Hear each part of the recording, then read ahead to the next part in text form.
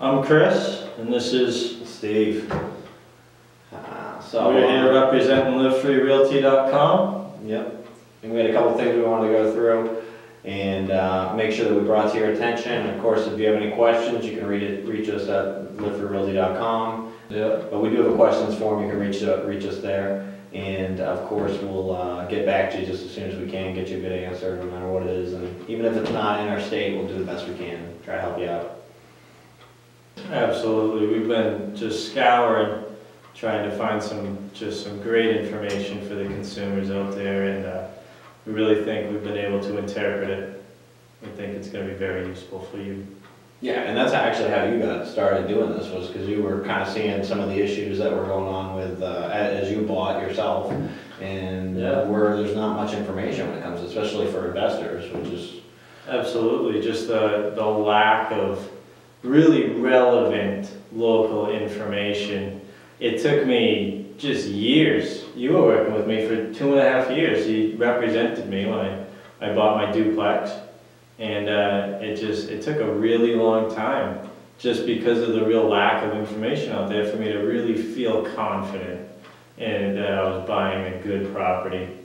But we got through it. Well, even like that term good, it's like, I remember I went abroad, my wife's sister said, she's like, well, would you sell someone a bad property?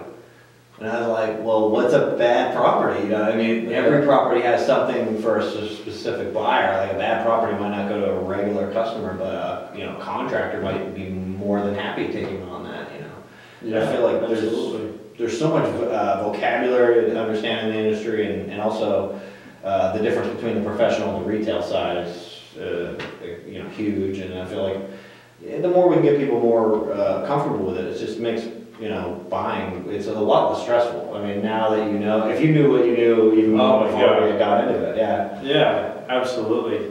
If the tools that we're trying to develop here now, after both of us just really coming together and pointing out what is lacking for consumers in the real estate industry, I really think that I'm going to be able to use these tools, and Steve knows he's going to be able to with his clients. And we know that you're absolutely going to be able to use them too, once we can really get these out there for you. Well, what I really love about what we're doing is that a while ago we decided, hey, I've never seen anybody become wealthy any other way than income property, and I felt like, if we could just go in fully committed, and learn and grow with it, that it would be something that would pay off at our age, well before our 40s.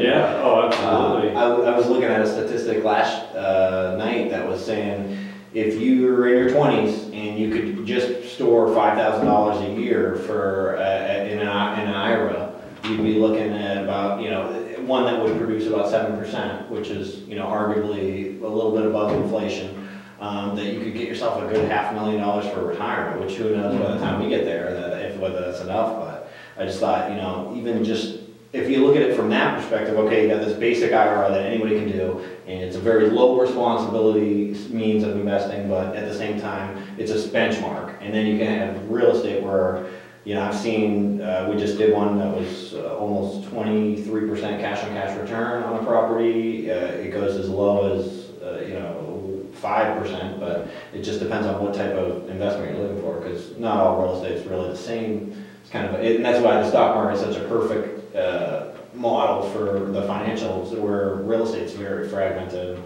The more we can kind of bring that together and also, convince people that maybe it's a better idea to invest locally in where you're going rather than investing, globally in the markets that are essentially... Absolutely.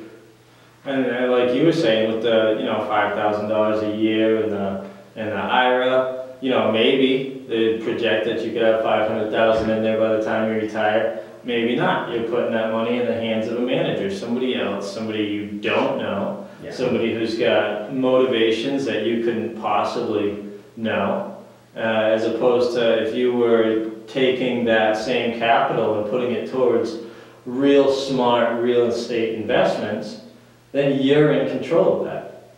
That property, there's, a few outside factors that are out of your control. But if you do your legwork beforehand and you can use the right tools and really make that property just a smart investment, have a strategy, that $5,000 a year can turn into way more than, I mean, personally, I believe than any return you could ever get from an IRA. Well, I think what most people are stopped by is that they go, okay, well, you know, I feel comfortable investing $5,000, but when it comes to real estate, maybe I need a lot more. And so I know I was looking this year, and I know that really to really get into anything, you need about $20,000 down. If you're not going to live in it, if you're going to live in the property, it changes everything. But if you're going to buy it as an investor, like you were smart, you bought an owner-occupied, which is a fantastic way to do it. It's just like buying a regular house up to 4 units.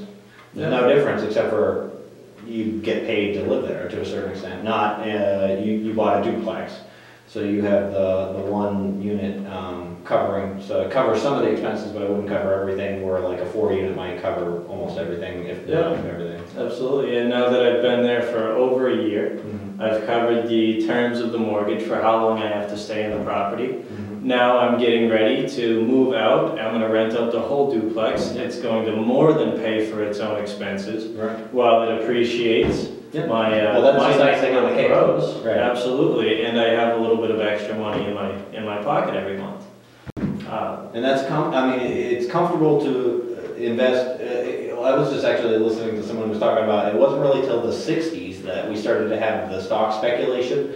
They had this big boom. The pre-dot-com bubble was actually like an electronics boom that happened out of Texas. And so Texas had all these, like Texas Instrument and all these companies that were blowing up. And so in the 60s, they started to really, instead of just going for dividend, which would, in our world would be like cash on cash return investing. So that's essentially saying, hey, put this much cash down, how much are you going to get back every year to pay that back? So is it 8%? So maybe it's going to take you, or let's just say 10%, so it takes 10 years to pay yourself back, you know, for your initial deposit. And I think what's fascinating about that is that, like, now it seems like the stock market is just the most rigged and confusing game if you're not a high-end player, if you're not even in. Almost nobody is. And absolutely, and even if you really do need to educate yourself before you invest in any asset class. But stock market, you really got to educate yourself. Daily, still daily too. Daily, oh yeah, it's ongoing. You got to pay attention all the time. Yeah. And then still, it's still mostly a gamble. Whereas in real estate, even if you make a bad real estate investment, you can still liquidate. You know, as long as you set yourself up with that exit strategy, you know, you may not make the money every month you were planning on making. It might even cost you a little bit every month, but you can still liquidate and get your initial investment back, most cases. And even if you don't, that's what originally I was so very scared about when it came to real estate investing. And then I found out that essentially a worst case scenario. What's the worst case scenario? Well, you can arbitrage a lot of that with insurances, but at the end of the day, if you are not, you know, and everything goes bad, you're not able to sell it, and maybe the building's going to collapse into itself. Well, what happens at that point? Well, the town just comes and takes it. Yeah. You can just walk away. I mean, it's crazy because there are people that, well, we were talking earlier about slumlords and how to differentiate yourself from a slumlord. Which is essentially someone who's milking the property to death. And that is, you know, it sounds appealing to take that money, but there's always a cost for money now versus money later, and, you know. And that's your sanity. Yeah, and it's also the building. When you're buying these buildings and you're not an owner-occupant, you're putting 20% down, you're really using it as a wealth preserver. So you want to have that money tied up in the building, and you want to invest more in it through the pay that you're getting because you're improving it, and then essentially you're not speculating just up because you still get the cash on cash, but you want to make it something that when you do sell it, when you reach the end of the depreciation cycle, 27 years, and you're able to sell it, you've got an even better building than you started with. And that's where all the money I've seen in real estate is someone taking something that wasn't there, as we did with your property. We took a property that it didn't have the foundational code, right? It was 1 inch thick of holding up the whole building. Exactly. Opposed to 3 inches. Yeah, a little hairy. The the basement wall was a stone wall and it was concave. It was an 8-inch wall, it was concave 7 inches. So there's only 1 inch holding up the building. Well, it was weird because it was an office, but it was really a duplex. And Right. they converted it over to an office. Exactly, which is another thing you can look at too. A great way to make a good investment is to know exactly how you can change the building, right? Because even though I bought a duplex, what I really bought was an orthodontist office. Right. An orthodontist office that had been formed out of a duplex before, so really they were selling an orthodontist office, which really adds a lot of niche complexity to it. Makes it harder to sell. Which absolutely made it harder for them to sell. And I just had to walk in and say, like, wow, this would be really easy to convert this back to a duplex. And that's where I got such a great deal on the property, was because most people looked at it and said, what the heck do I want an orthodontist office for? That sounds terrible. Yeah. But looking at it and saying, I can just turn this back into a duplex very easily, made it a good investment.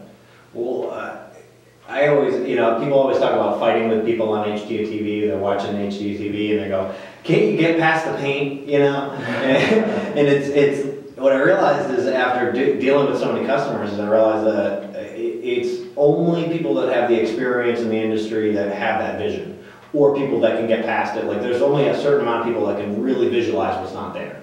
And so that's why it's so important when you're in the retail sales to make sure you do everything before you list it, because otherwise you're dealing with customers that they can't and they won't. And a lot of them, it just turns them off. And where all the opportunities, of course, is having that vision ahead of time. And there is a little bit of speculation there, but a lot of the stuff is not. It's mostly cosmetic work. We're always looking for the right issues. There are some issues you don't want to get involved with, but it's just really having the discernment to know what's worth it. And I guess we were talking about the stocks, and it's like there's so much involved with that. And what I like about real estate is there's a lot involved with it, but it's pretty finite list. It's not like it all of a sudden it goes from this to this. No, it's pretty finite. You know your worst case scenario, you know your best case scenario, and you usually end up somewhere in between. And you phase out all the work, and you just try to make it work for you and budget it, which we can help with. I mean, between us and the loan officer, we're able to get a really good picture of what's going on. And I think, that's what was interesting with your case, because we originally were looking at single families with an in-law, and we just decided to kind of open it up and see what else worked, because it was your first property. And, I think when most people buy their first property, like I did, I rehabbed the house, and I can't imagine ever leaving that house, even now. And I feel like that's, a really difficult thing to do at our age. It worked out great for me, but I'd say that was 1 in a million on a good day. So it was certainly, an unusual situation, but it's also that idea that maybe mobility is your freedom, I think, and to a certain respect, because if your job, what's the number one reason, people have to rent? It's because they got to be mobile for their job. And I feel like this is a way to own and still be mobile and still have the freedom. And that's one of the things that I discovered shortly after I owned my home, and I had to stay in it for a year, and it was like, this is very similar to renting. My living situation really didn't change at all from renting to owning. And the only thing that really changed, either financially or lifestyle-wise, was the fact that I could no longer move if I wanted to. Where I am, because I bought it as an income property, and I'm going to be renting it out and moving around and stuff still. But for me right now, the thought of buying a single-family home and calling it my home and locking myself down to it, that does not sound appealing. I would prefer to have these income properties where I'm renting out to other people and I'm making money off of it, and then their rent that they're paying is going to be able to pay for me to have the freedom to live wherever I want to live. I'll be able to afford a nice apartment anywhere I want to go. Right. And then you don't have any of the maintenance. They're paying for their maintenance of those buildings, And then you can rent somewhere nice and you don't have to go home and do anything. You know, when I go home, all I ever do is fix stuff and work on it, you know. Absolutely. And that was definitely the first thing I noticed. Is that there's always You felt the same way, yeah. And I think people are worried about that when it comes to income property, is if it's somewhat more. And I would say it's about the same, with the exception of stuff that, you know, there's obviously, every deal is different, but I don't think it's all that much more until you get to the apartment complex size. As soon as you go commercial, you have different regulations. Apartments are complicated, and there are a lot of people that invest just in single-family homes for that reason. They'll buy an investment home for maybe a similar price, like yours was right around 100, and then they're able to rent it for maybe more, you know, so let's say 10%. So they're renting it for $1,000 a month. Yep. You know, and which can work out great because your loan will be less, and it's just a matter of when those homes are vacant, you don't have any other tenants to cover the cost unless you have a bunch of the buildings already. So it's really, I think it's a tough step for that first-time investor to go to a single-family home, because then if you have any shrinkage, you're paying both. Yeah. And so we always say keep a 4% reserve, but that's a lot easier to do when you have income coming in to keep that, you know, for any bumps in the road. Yeah. Absolutely, and another great thing, you know, where you just said the house I bought was right around 100. Appraised after we did the renovations to turn it into the duplex, it appraised for 200. Right. So after the $45,000 in renovations that I financed, that I didn't pay for, by the way, I financed. Yeah, because usually that would be done cash, which is probably the hardest part. But I think it was right about the time you started looking is when they offered that you could get a rehab loan. Yep. Which was something we decided to take advantage of, and it was what, 6 months. I mean, it was a long, because you did it over the winter, and it did take long. Normally it's just 6 months, but you were a little longer than that. Yeah, I think it took about 8 months for the contractor, because it was a really bad winter that year, and he had. And they sold the loan. And they sold the loan. Yeah, so that's just 2 months after. Maybe not even, maybe 1 month after the closing. So nothing could start until that. So, and we were going into winter, so it was all things stacked against you. But well, that's why you don't want to work with somebody who hasn't done it before, or even a loan agent that hasn't done it before, because they wouldn't even know this stuff. They've never had it come up. My point with that was after it appraised for 200, after I did the 45 worth of work, that had me at total 145,000 financed. So I had $55,000 in equity immediately. Right off the bat. And out of pocket, in order for me to acquire that house, was right around $6,000. So if you want to talk about any type of instant return, you know, even though it's not a liquid return. Well, you could take it out. I could, yeah, very well. I could, yeah, absolutely. I could make it liquid. But yeah, I mean, what else could you pay $6,000 and immediately have $55,000 available to you? Right. You know, gaining control of $200,000. Yeah. Yeah. That's nonsense.